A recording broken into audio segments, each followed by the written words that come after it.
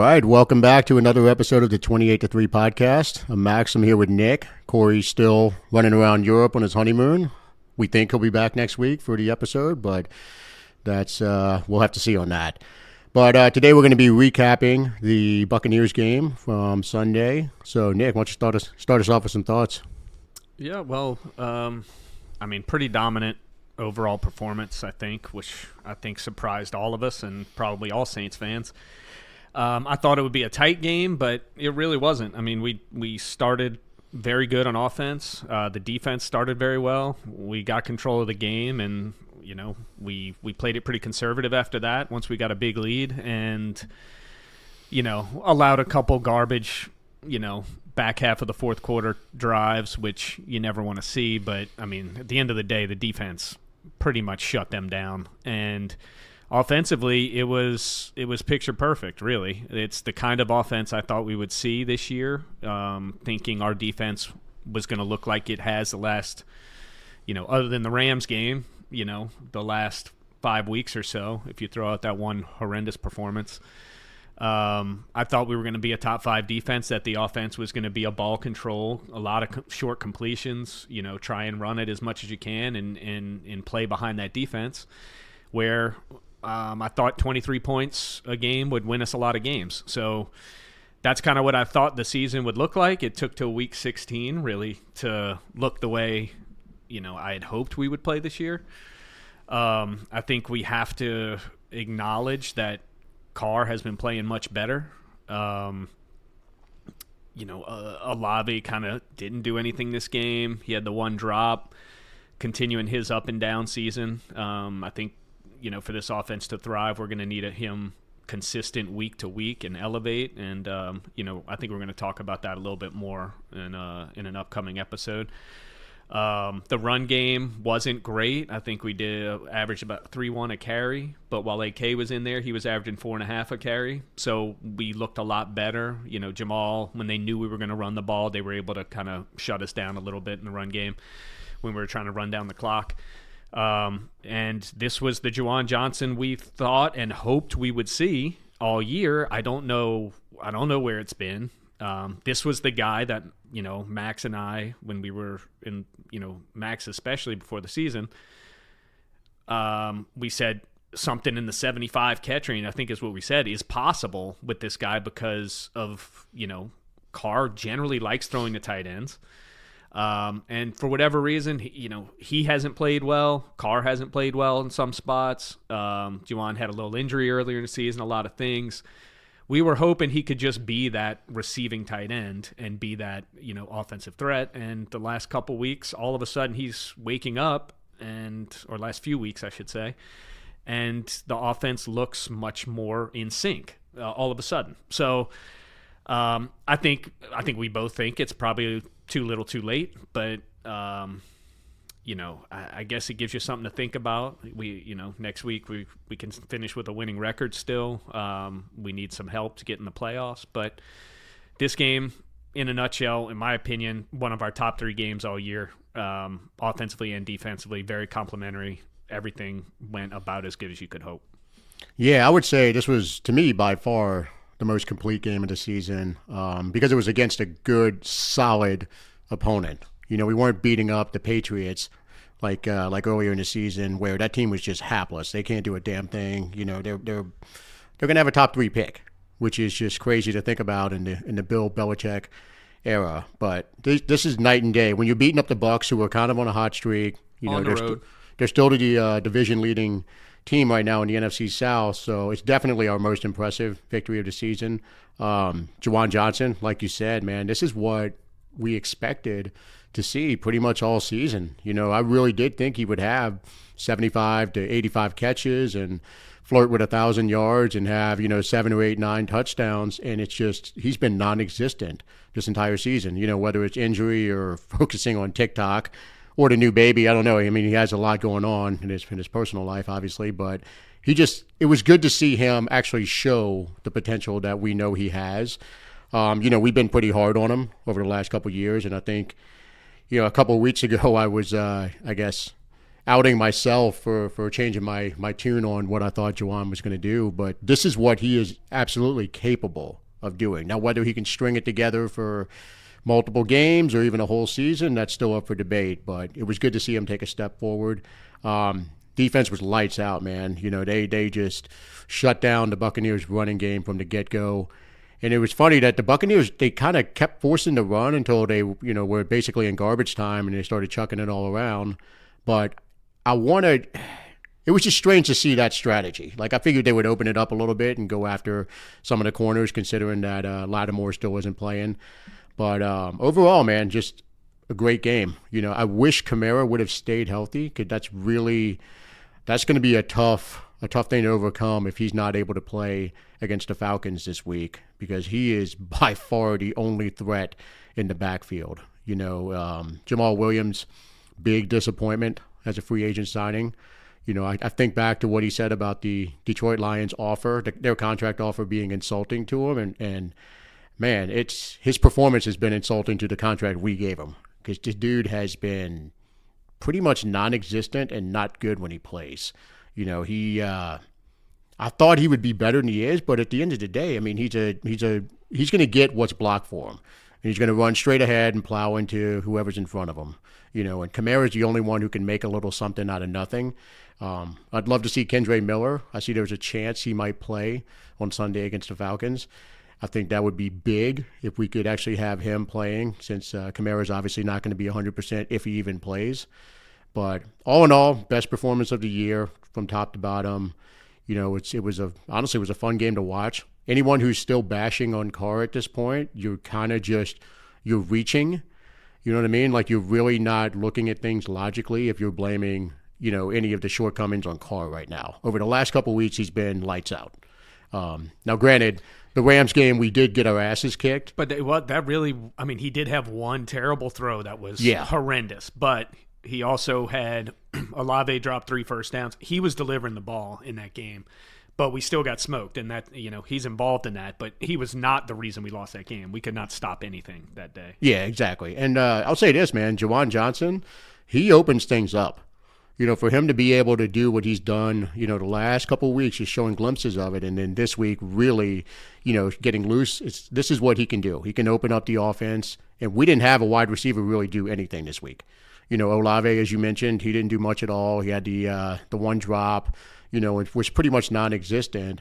But Juwan Johnson, him being on his game, really opened things up, and we didn't notice that the wide receivers weren't doing anything. We're still missing that big-bodied guy who can make the tough catch, the Michael Thomas role. We just don't have that right now. Shaheed's not going to do it. Olave's not going to do it. And there's really no other receivers past those two. So it was encouraging to see Juwan do the things he did. Like that catch when we were backed up on the 1 or 2 yard line. Man, that was an incredible catch. Yeah. Like, that's one that he drops 9 out of 10 times. And to see him lay out and make this amazing catch on such a crucial situation, because we were backed up and that could have gone bad. Yeah, that was one of the prettiest plays of the year. I mean, it's a perfect throw because he has to get it over that linebacker, and it took an incredible catch to catch it. And, I mean, he caught the back quarter of that ball. Oh, my God, it was incredible. And then a full tumble set over himself, got over his skis a little bit. But, I mean, that was a top 5 player of the year for the offense. Easy, no doubt easy. about it. So, where does this put us? We know to make the playoffs after this, we need to beat Atlanta.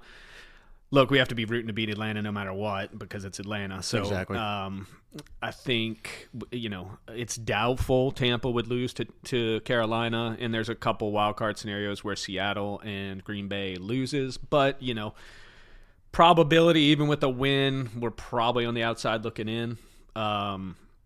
But under no circumstance am I hoping to lose to Atlanta to get 2 picks higher in the draft. So it is what it is. And then, one other thing I want to say, I know a lot of the fans, and rightfully so, have been very frustrated this year. But when you watch DeMario run back that fumble, oh my God! If you can't go root for him and just that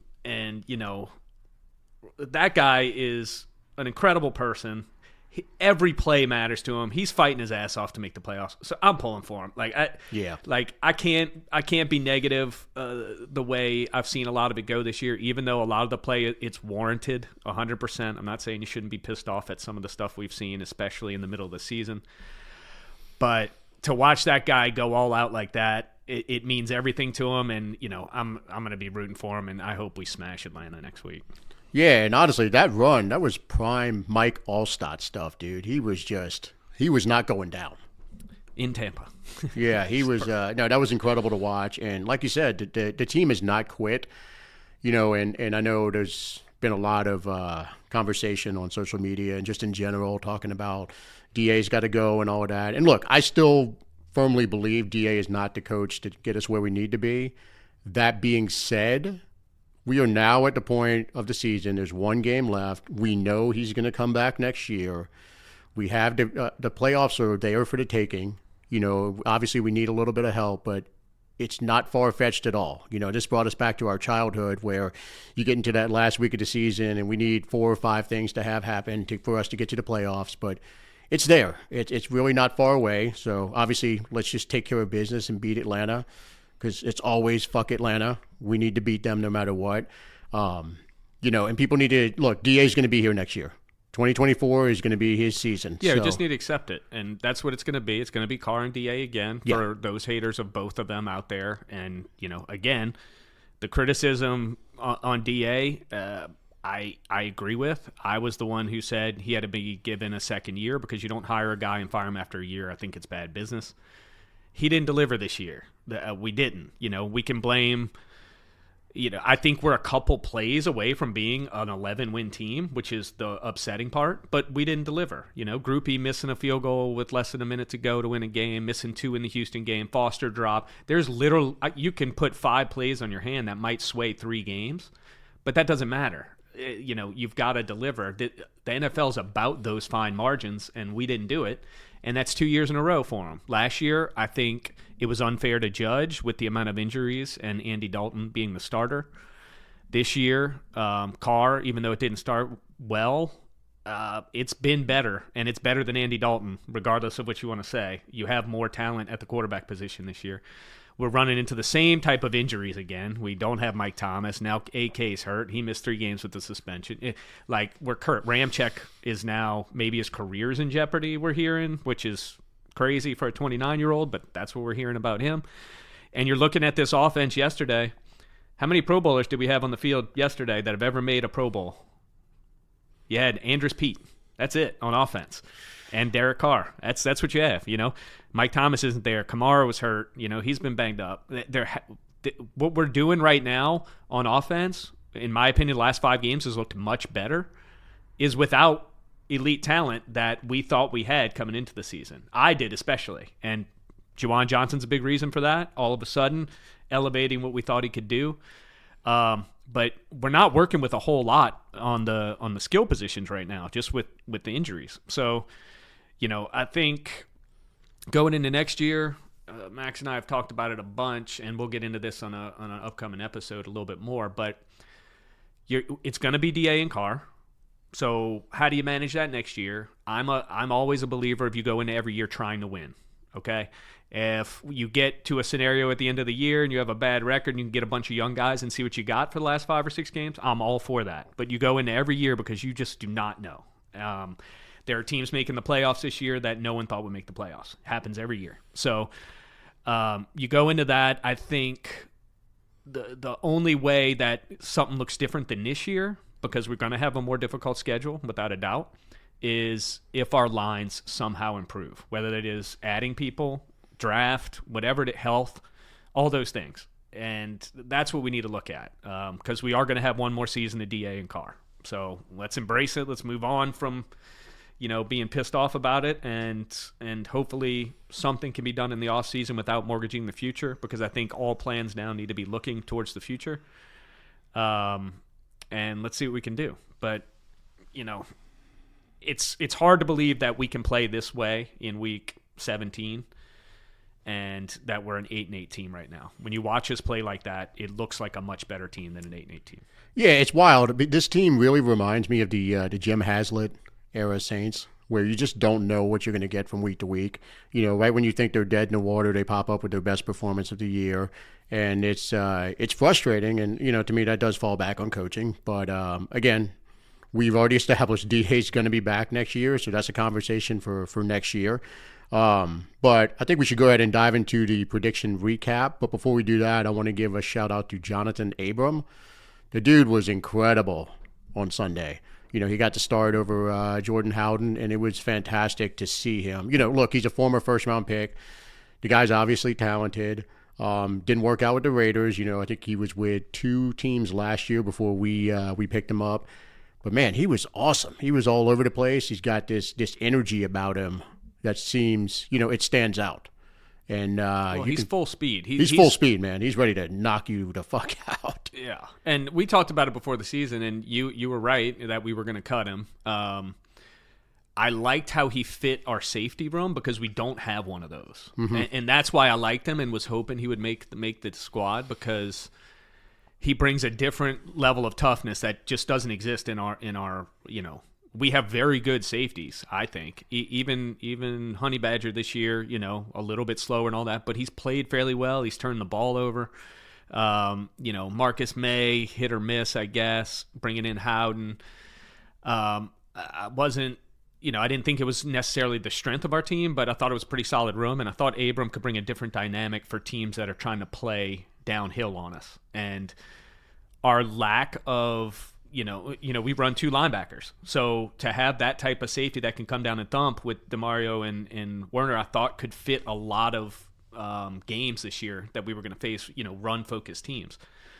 I think he could have also helped in a lot of these games where the quarterback likes to run, where if we had someone playing a little bit further down into the box there, maybe that would have made a difference, but who knows? But it was a career game for him. You know, he had the interception, he forced the fumble, and both were excellent plays by him. One was a slightly tipped pass at the line, and he adjusted and caught it, and then he punched it out on the fumble that DeMario scooped up and all started down the field for a little bit. Yeah, and I know Alante gave Abram credit as well for helping him out on his interception too. So Abram was all over the place, man. He was very effective. He's 27 years old.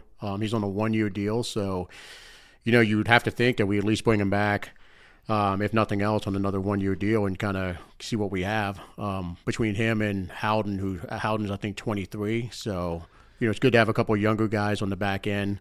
Other than Honey Badger, who's in his 30s, and Marcus May, who's 29, I believe. So it's good to have a couple of younger guys in the defensive backfield as well. But let's. So he was the MVP for defense, so I think it's pretty clear. Yeah, so we all missed on that. Yeah, I had a Debo who played solid, held up, didn't give up anything big, but he did, you know, nothing near Abrams' game. DeMario also had a good game, fumble recovery. You and Corey both picked him. Good game, but wasn't the MVP. On offense, for me, I picked Carr. I believe he was the MVP of the game. Again, how about Juwan? Juwan would be second, but I mean, see, I don't know if it's a slam dunk that it's Carr. You could almost say it's a 1A, 1B situation. Maybe. I mean, it's Juwan's best game of the year. So, he was everywhere. I swear, it seemed like he caught every one of Carr's passes. I mean, he had six or 7 catches, I think. What was Carr was right about 200 yards. I had him. He was at 196, I think. 196, 2 touchdowns, no interceptions.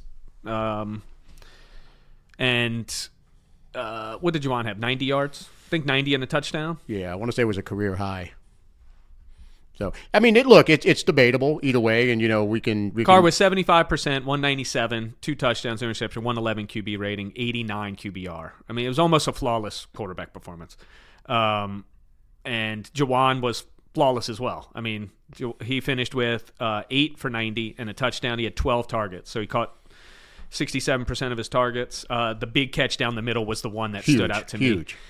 So look, it's a 1A, 1B situation, and honestly, it could go in either order depending on what your mood is. But we'll go ahead and give you credit on that one. Y'all had AK. He was playing great in the first half. Obviously, he didn't come out. He came out, but went straight to the locker room in the first. He had 45 rushing yards and 2 catches for 4 yards, so 50 yards, 2 catches in the first half. So he was on his way to 100 total yards, but didn't play the second half. And we were all wrong on the actual game prediction. Yeah, we all picked it a loss. I had it a 3-point loss, and it was obviously a 10-point win. Corey had it a 29-point loss, and you had an 11-point loss. So, yeah.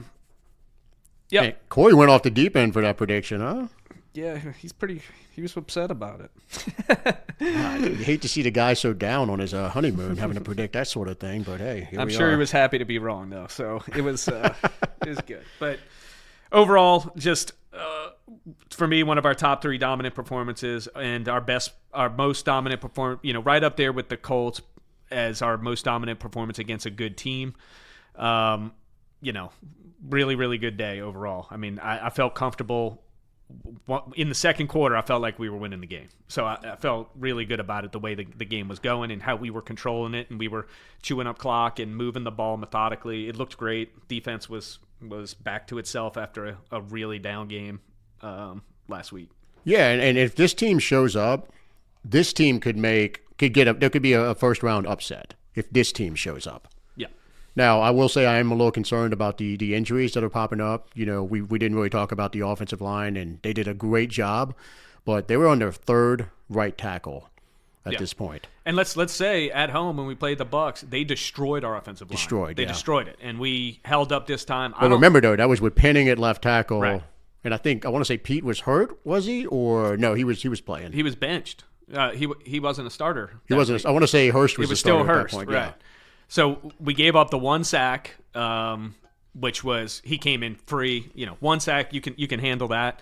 And they gave Carr time, and he delivered the ball. And I mean, they did a great job, and they've gotten better through the season. Yeah, it's still a rough unit, but you've seen it's not a mistake that Carr started to look better as they've started to look better. Right. He needs them to protect him. He cannot do it on his own.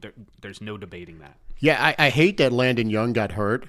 Because, he's still a relatively younger guy, and to see him get some actual playing time and perform well was really encouraging, especially with the news that Ramczyk is, dealing with some possible career-ending injury to his leg. We're going to need Landon Young to step up. Because I want to say he's got another year on his contract, or he's an exclusive rights free agent. But, we're going to need all the help on the offensive line that we can get. Obviously, we'll touch on it in a later episode, but I would have to think offensive line is the number 1 priority in the draft this year. I know everyone's screaming quarterback.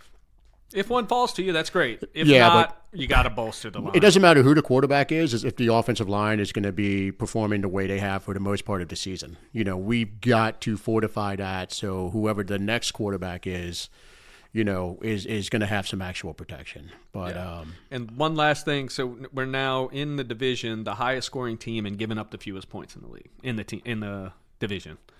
Bear in mind, our division's trash. It is bad. There's no doubt. But like I said, coaching to me is about the fine margins, and losing those couple, that's gotta fall on him a little bit at least. This probably should be a 10-6 team in my opinion this year. We haven't 7. Well, going into next week. Okay, we should probably be 10-6 right now, in my opinion. I think we gave games away, and we didn't get any of those in reverse. Like we haven't had the luck game come our way this year just by having to, and we literally gave a couple games away, just handed them to the other team. So up 17 in Green Bay, and Carr gets hurt, and then Groupie misses the field goal, and then the Texans game really bothers me with Groupie missing the field goals and then the Foster drop all in one game. Those 2 games to me, we were the better team and we lost. All in. But that's what the NFL is, and if you lose those games, that's on the coach. Yeah, no doubt. So.